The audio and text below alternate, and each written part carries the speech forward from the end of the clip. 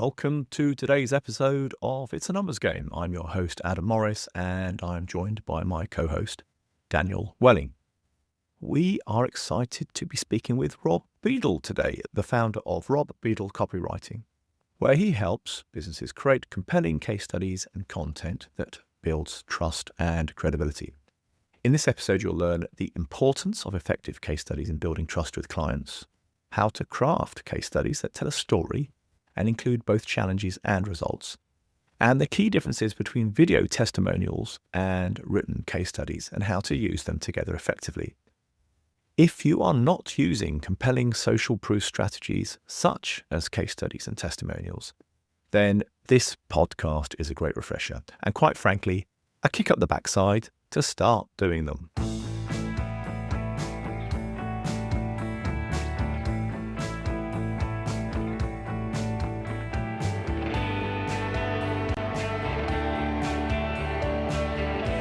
Rob, thank you for joining us.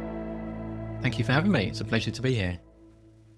You're very welcome, and Adam and I are both really looking forward to this conversation as we feel like it's an opportunity where a lot of MSPs can improve and find an advantage on, and this is around producing good quality, effective case studies.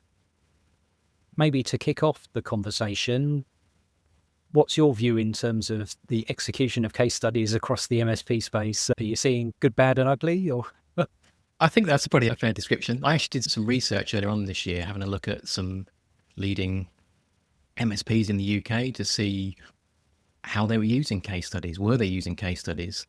And the headlines from that really were of the top 50 MSPs in the UK, almost like 90% were using case studies in some shape or form. And the vast majority of those were written case studies, but about a third were using video case studies as well. And it's probably worth, so to answer your original question, and yes, it was the good, bad and ugly. Obviously, some people aren't using case studies at all at the moment. And so it's perhaps worth touching a little bit on what some of the benefits are of using case studies and how that can actually help an MSP. And the thing that probably sticks in mind the most with a case study is it actually helps you to build trust and to build credibility, which obviously are key factors in helping you to not only attract new inquiries and new leads, but also to convert them into future clients. Because in any field, then it's human nature, isn't it, to be skeptical about the claims that you read in marketing. It's easy to put a claim down, but actually proving it, evidencing it is something else. And in any organization or any business, choosing a new supplier is a risk. And the same goes for choosing an MSP. So buyers want to know that they're not the first people to use your MSP service, and other organizations or businesses have used it successfully. So I could probably just reiterate that case studies really provide peace of mind. They help you to prove your marketing claims, and they reassure your potential clients by showing what they can expect. And there's something I call the Blue Peter effect.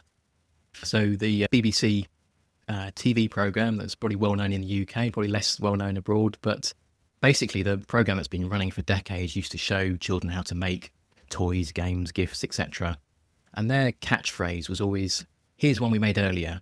And the presenter would start off by showing the finished item, which obviously would make the kids think, "I want one of those." And that's what effective marketing is all about. It's about selling the result that your client wants to see. And so that's what case studies do. They help MSPs to show what they made earlier, show the successful results they've already delivered for their clients, and helps prospects and leads think about actually that, I could achieve those same results if I worked with the MSP, whether that be less downtime, fewer incidents, or, faster response time. So that's probably the driver for why case studies can be such a powerful tool for MSPs. And hopefully we'll explore a little bit more today about, what some of the things are that can be done to actually improve the quality of them. So Rob, just before we get into that detail, a question just came into my head. Are we bundling testimonials into the same bucket as case studies, or is this a separate thing to a testimonial? And should they be used in different ways? That's a very good question. So I would say there is a difference. I mean, the commonality is that they're all forms of social proof. So they're all ways of showing here are other people that have done this and have done it successfully. So testimonials, quotes, reviews, they all do that.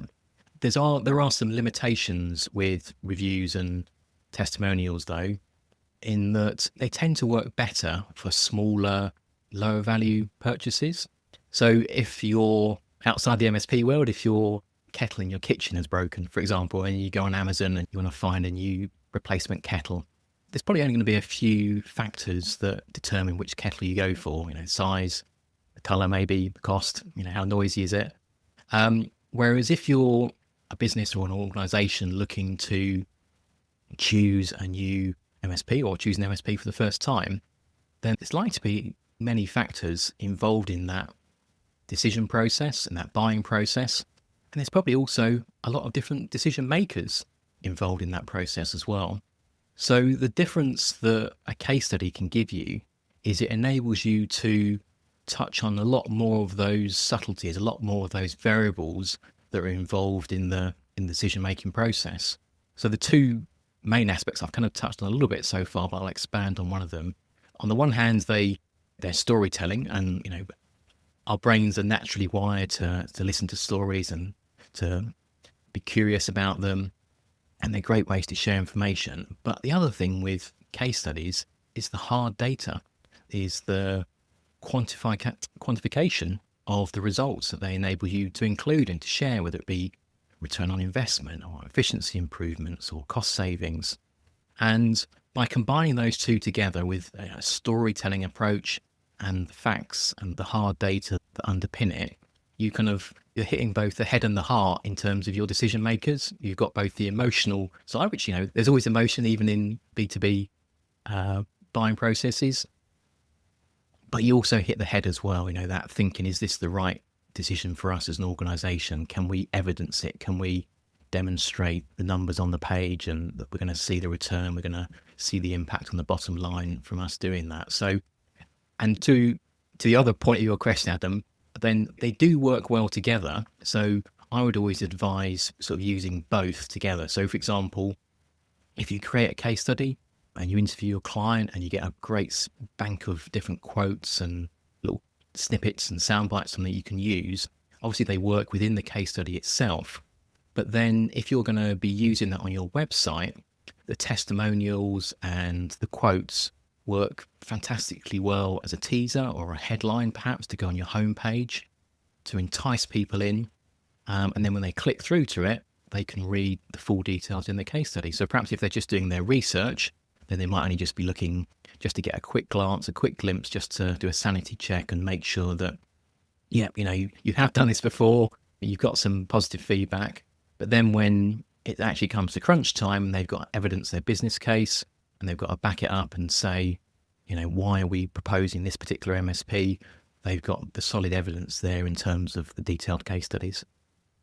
So from what I'm hearing, it's almost like the short and the long form, they are essentially doing the same thing, but perhaps one is for a quicker consumption and the other for a more detailed, and was reflecting on how we've approached this with our own website. And I guess another question for you here, the written word versus video. We've video testimonials on the homepage of our website, but we don't have case studies behind those. So that sounds like that's the next level of maturity that we could introduce to pair the two together. Absolutely. And they, like I say, it's not that testimonials reviews don't work. They do work, but it just gives you that extra layer, as you say, that extra level of detail just to go, to a next stage down. But they both work. And as you say, it's that sort of short, informal, initial bit of feedback that you get from a testimonial, whereas the case studies are the longer form, more in-depth type of content. And again, we're going to talk more about this, but the perspective of our video testimonials was that it's very much the client's voice. So in our case, it's the client in front of the camera, it's their language, it's their words. This isn't scripted at all. And that's great because it's authentic and it's real. And that was the objective of those video testimonials. That if there is a downside, it could be they don't say exactly or some of the really good, impactful things that have happened, because it is their words and they're in front of a camera and they're just coming up with something. Whereas in a case study, then presumably you can actually go to town with this level of detail because the supplier's going to be drafting it, editing it, and obviously sharing it with the client. But you're able to actually, be pretty systematic around the value and the outcomes that you've created. So you've got that opportunity to have all the detail in there, essentially. Absolutely. I think the key, what you've done in terms of your video testimonials is fantastic. As you say, the voice of the client, the voice of the customer, being able to hear things authentically in someone's own words is very powerful. And also just the seeing people's faces as well. When you go onto your website and see all those different faces, instantly you get a visual impact from it. To your point about, if people don't say things quite how you'd like them to, or in an ideal world, that's really where editing comes in. Now, obviously, if you're just recording a straight to camera piece, asking somebody for, a few sentences, a paragraph, bit of feedback, then that's the downside of that. You obviously can't really edit that without it losing some of that authenticity. With a written case study, obviously you can edit it, perhaps sequencing things a little bit better so they flow more logically or more clearly. One thing that one of my clients does in terms of pairing videos with written case studies is that they ask me to interview their clients to start with, to produce a written case study. And then what they do is they go back and they cherry pick both the clients and the parts of the case study that they then want to create a video version of. And so what that gives them is the advantage of both having the written word and the video, but also it saves a bit of time, probably money, on the editing process, because you can then hone in and, hire a videographer potentially, or even if you're doing it yourself, and just ask the specific questions that you're going to get a good answer from the client or the person you're interviewing, and actually combine the two together. So there's interesting things you can do like that, where you actually get the best out of both video and written word to use both case studies together. We'll come back to the podcast in a minute, but first, I just want to introduce you to the mentoring service from MSP Finance Team. How long will you carry on struggling on your own, juggling cash flow, feeling like you're barely making ends meet, when the very reason you started your MSP was not just to help others master technology, but also to secure your own financial future? Or perhaps you've grown your MSP to a good size and are looking to prepare for an optimal sale or acquisition, but have never done it before. We've walked in your shoes. We're ex-MSP owners and have built our businesses from startup to exit, and know exactly how it feels to be constantly firefighting or struggling to grow profit. And that's why our mentoring, or call it coaching if you prefer, exists to help you achieve the rewards you set out to achieve in the first place. More profit, more time, and the freedom to focus on what truly matters. So you're probably asking, why should we work with you? Well, we deliver results. Here are just two examples. A 10 million MSP with a 7-strong leadership team, but lackluster results. Within just 2 quarters of working with us, their profits began to climb. At the end of year 1, their profits will have jumped from 300k to 1.3 million. But we're not that big, I hear you say. Well, we work with smaller MSPs as well. A 400k MSP was suffering a 10% loss before we engaged with them, and were struggling to move forward for years. Again, within a 12-month period, we've turned that business around. They've got new clients, they've got their mojo back, and they made a 10% profit this year.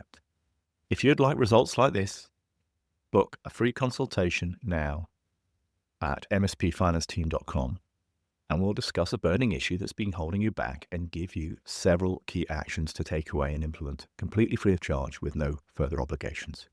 Don't settle for less. Make your MSP everything you dreamed it to be. One of the key lessons I picked up there was that not doing it yourself.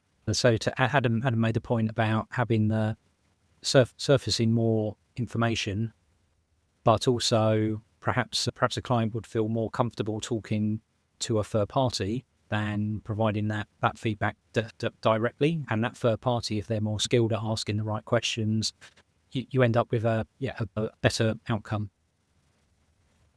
Yeah, that definitely helps. That if you've got a bit of independence there, a bit of neutrality, you can also get away with potentially asking, I'm not going to say dumb questions, but questions that might otherwise be taken for granted. You can approach things as a bit of an outsider and, tell me how it really is. The one thing I would add to that is that often it's helpful to sort of both combine interviewing. If you do get a third party, someone external to your organization to do those interviews, the other way to get the most value from it is also to have them speak to somebody in your MSP as well, who's familiar with that client and who's familiar with the relationship or the projects they've worked on, so that between that and the voice of the customer, the voice of the client, you can kind of get a rounded picture, and possibly fill in some of the details or any of the gaps that might be there. But between the two, then you can pull together a really powerful case study. And if it's a third party interview, then you can get some of that independence. It's often people are happy, as you say, happy to share more with someone they're less familiar with. So it's definitely an advantage if you can do that. Yeah, interesting. And I particularly like the inclusion of the representative from the MSP as part of that process. But one of the things Adam and I are advocates of is that injecting the personality of the provider, and to that end, having lots of pictures of the team members, but actually, animating the team members, bring them to life with their experience of working with a client, I think is a really interesting dimension. Absolutely. It gives that completely broad perspective to the story and to the role the MSP's played in terms of helping the client achieve the results they've achieved. So one question for you: in order to achieve that authenticity, very little in life in the world is ever perfect. So if you were especially in the long format version, would you advocate having some of the challenges that were perhaps hopefully overcome during the process, but perhaps having a bit of grit in there, a bit of, what didn't work well, what lessons have been learned, how have we improved or refined, both from the client and the MSP's perspective? Absolutely, to answer your question. And to go back to the conversation we had separately about testimonials versus case studies, to use an analogy, if you've ever looked at a review of something and you've only ever had 5 stars on it, there's never been a 4, there's never been a 3, no one's ever had anything gone wrong with it, then again, that skepticism in our minds kicks in and thinks, hang on a minute, is this true? They've never really had a problem. And so I mentioned earlier on about case studies helping to be authentic and to be believable. And anybody that's lived on this earth for any length of time would know that problems happen. That's what happens in business, in IT, in life. And the issue isn't do issues happen or not? It's how do you deal with them? How do you solve them? What do people do to rescue the situation or to prevent them happening again? So to answer your point about challenges, absolutely. Challenges also feed into that whole story idea. If you think about any stories that you enjoy for entertainment, whether it be a soap opera or a Marvel film on Netflix, there's always drama in there. There's always something that goes wrong. There's always an obstacle that someone has to overcome. If there wasn't, it wouldn't grab your attention. And the same goes for case studies. The aim is to grab the attention of the reader or the viewer and persuade them to carry on engaging with it and reading through the rest of the case study. And so elaborating on those and showing actually how you overcame them, what you did in terms of making a difference and helping to deliver that successfully is a key part of making it engaging. So one of the challenges I've always kind of had to some extent around drafting a case study with clients has been the sensitivity around pulling the client into admitting or acknowledging failure at some level. So if a case study is designed to articulate a story and talk about how they're in a state of pain or they have a problem and how we're the knight in shining armor coming along and resolving that problem or taking them forward, then obviously acknowledging the client has been in a bad place or has a less good place. How do you kind of navigate that where the client, probably doesn't want to talk too much about that for obvious reasons? Maybe, there's some big security issue or some other big problem. It's maybe not something they want to broadcast from the rooftops. And yet you don't want this to be an anonymous case study. You want it to be real and credible. So what are your sort of tips for approaching that? That's a really good question. Obviously, it's a very sensitive subject. The first thing I'd say is that in having the client agree to have the case study with you, to me, it always says a great deal about the relationship and the trust there is between the MSP and the relationship, and between them and the client, in terms of agreeing to have the interview and to take part in the case study to begin with. The next thing I would say is, during the course of the interview, being really clear with the client that if there's anything that they don't want to mention, or if there's anything they do say, to explain to the person doing the interview and elaborate that they're only doing it for their benefit and they don't want that to be included in the case study, then again, that's really important to understand. Third thing I'd say is that sometimes there might be elements that are potentially sensitive, but depending on who the outside view is. So I'm thinking of a particular example now, that if your client was concerned about an area of their business that their customers or their suppliers were impacted by or would be concerned to know about, then that may be something that they're less happy to cover within the case study.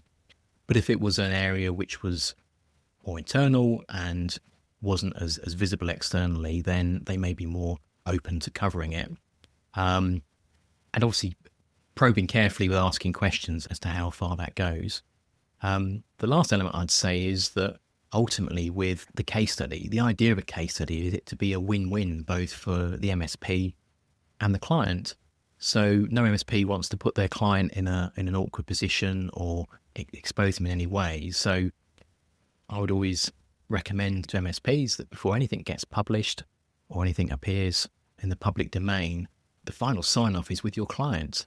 So even if they did share something, and even if they had said they were happy for it to go out there, ultimately they need to sign off the final version before it does. And that way, that's the sort of the peace of mind from your perspective as an MSP, just to make sure that even if you think it's okay, that your client signs off and says, actually, yeah, we're 100% okay to share this. And I guess the approach here is that you've got to treat each case individually. It's specific to the client. You might find some that are open and absolutely fine about it, happy to share those problems, and others that perhaps were happy to have it in the case study, but use appropriate wording, so effectively it doesn't sort of, amplify that issue too much. I mean, a common challenge we have with our clients, or one of the reasons they come to us, is that they struggle to hire and retain finance experts, FDs, bookkeepers, etc.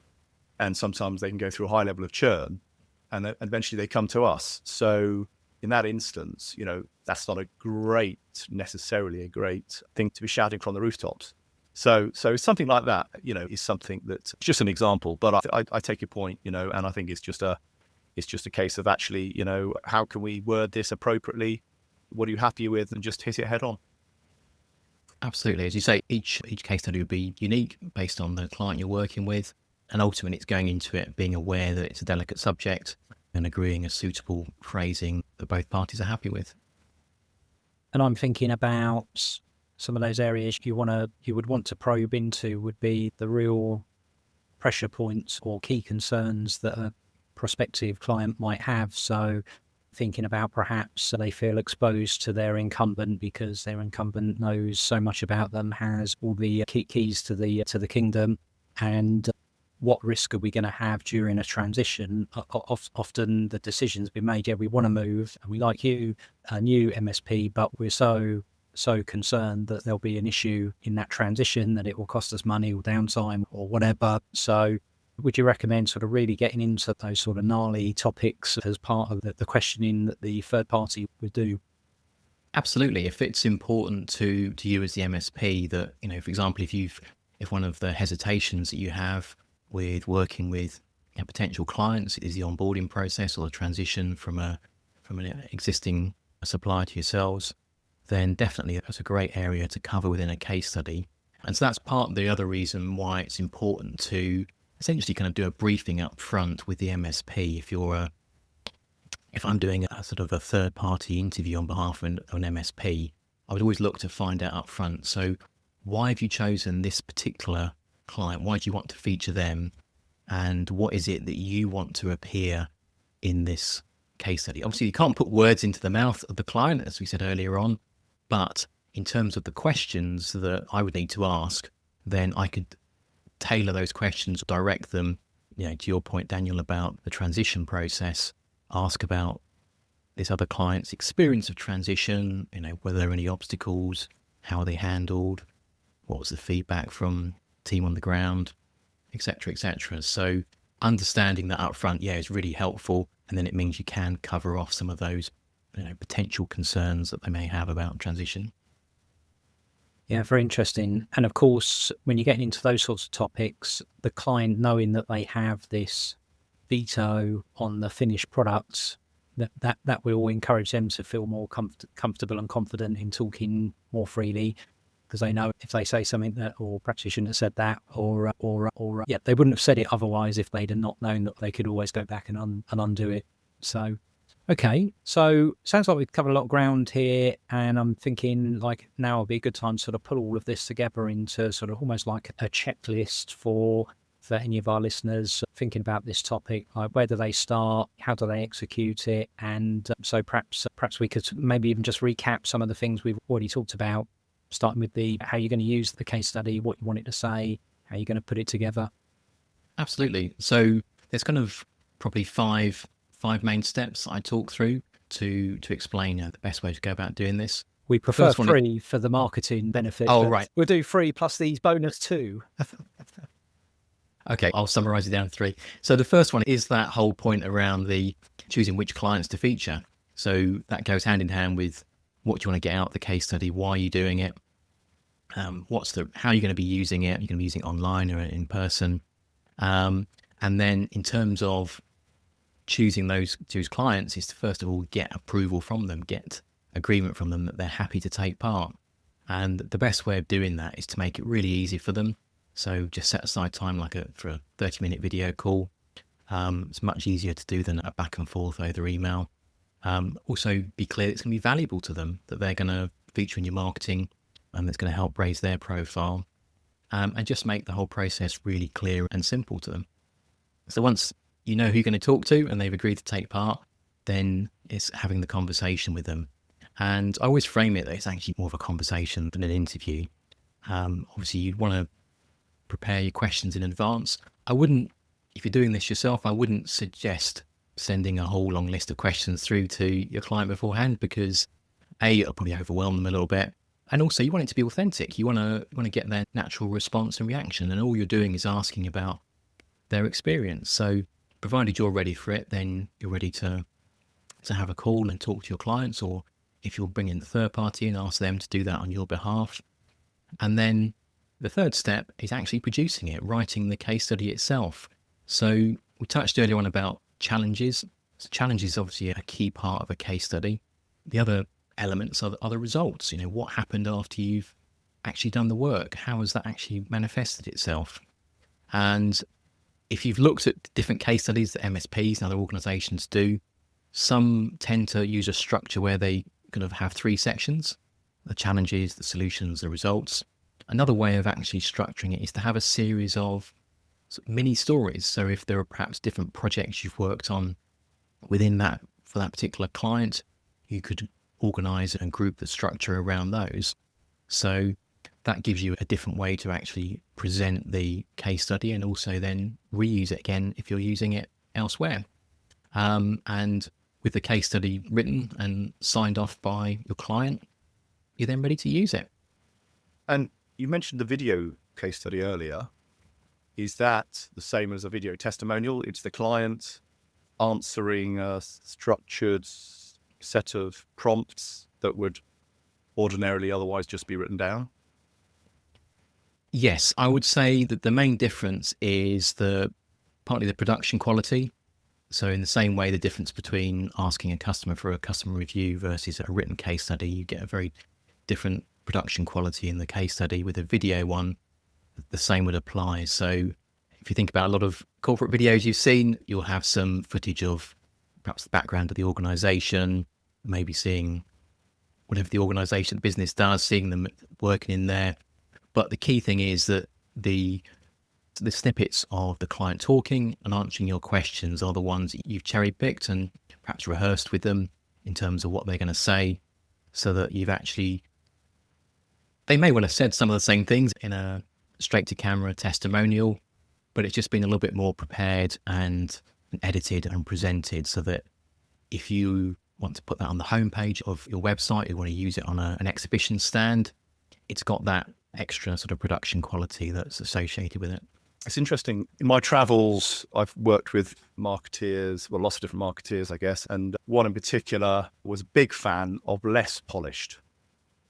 So that was all about, again, back to authenticity. And I guess, especially if you're dealing with a non-corporate target market, SMEs, 1 to 50 employee type businesses, owner managed, and how clearly there's a balance, but actually something not too polished, something that's slightly rough around the edges, perhaps not had lots of money thrown at it, can give a more authentic, more trustworthy appeal to that market. I guess I'm thinking there's no right or wrong here. It's about mixing it up, maybe trying a bit of both. There's a place for slick stuff, and perhaps there's a place for the more sort of rough and ready stuff. Absolutely. I think the thing is to, as with any form of marketing, is to do what works. So if you run it as an experiment, if you try some different styles out, see what feedback you get from your prospects, from your leads, and then if things work particularly well, whether that be more authentic or more polished, and it doesn't really matter. Ultimately, at the end of the day, it's there for a purpose. Its purpose is to help you attract leads and convert leads into clients. And it will be different. So for some MSPs, there'll be one particular style because of the nature of the market they're in and the type of organizations or the size they're aiming at. Whereas for others, there'll be a different one. So you're right. It is about trying it out and seeing what works for MSP. And the exact avatar of the target market, is it an owner? Is it a manager, a director, a PA? You're going to have a different approach, aren't you? To, an IT director as a target market is going to be very different to an owner. The approach you might take. So yeah, that makes perfect sense. And talking about the authentic to the more polished, I guess we're also talking there about budget availability between the two. And again, there's probably no right or wrong answer here insofar as, if you can produce a testimonial with relatively low cost, but it gets your client in front of your prospective clients, then that's like Basecamp 1. You can always go back and invest further and produce higher quality assets later on when you've won lots of new clients, producing lots of lovely gross margin to fund such marketing budgets. Absolutely. It's like building a website. You start off with a minimum viable website as to what you need, your name out there to establish a presence. And then over time, as you develop your services and your offerings, you can add to it. And yeah, the same with case studies or any form of social proof. The most important thing is to get that credibility and to show that other people have worked with you. How you do that, obviously, it's an escalator. As you become more established, as you get more experience, as you have more clients, then you've got more opportunities to try out different things and try out different forms of content to help you grow and scale. One specific question: is there an ideal length, number of words? People with shorter attention spans now, busy lives. What's your best practice thinking on that?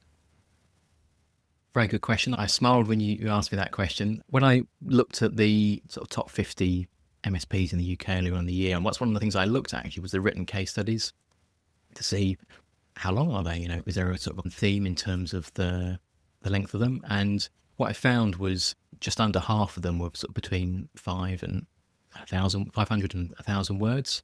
And then most of the rest were less than 500. So up to about 1,000 is where most people aim for. And that's certainly what I would do if I'm writing a MSP case study. In theory, it can be as long as you want, as long as a piece of string. Obviously, in practice, ultimately, someone needs to sit down and read it. The thing I would say, though, about attention spans and reading things, and this doesn't just apply to case studies, this applies to in-depth articles, white papers, any other type of long form content, is the key is to focus on a topic or an issue that your ideal reader is interested in and wants to know more about, and then structuring the way you create the content in such a way that it isn't just a blanket wall of text, that it's broken up. So although we talked about sort of production values earlier on. I don't know if I'd necessarily call this a production value, but just from a writing point of view, simple things like including subheadings in the text or little boxes that call out quotes from your client or even images, photos. All of those things, if you look in any newspaper, magazine, whether it be online or in print, that's what they do. You might sit and read a 2,000 word article, but you don't realize it's 2,000 words because it's broken up. And you might skim read certain bits. You might skip down to a bit that looks particularly interesting, or the heading has got some keywords in it that you think, actually, that looks really interesting. So the key thing I would say is, from experience, most people do up to about 1,000 words. In practice, provided you write about stuff that people want to read about and you structure it clearly, then actually the word count is less important. Quality over quantity. 100%, yeah. Brilliant. And on that very topic, we're just about on our word count, time count budget for the episode. It's been a really interesting conversation. And as with all of these topics, you don't realise just how much detail there is until you start getting into it. So it's been a really interesting conversation. Before we finish up, this is the opportunity we give our guests for a shameless plug.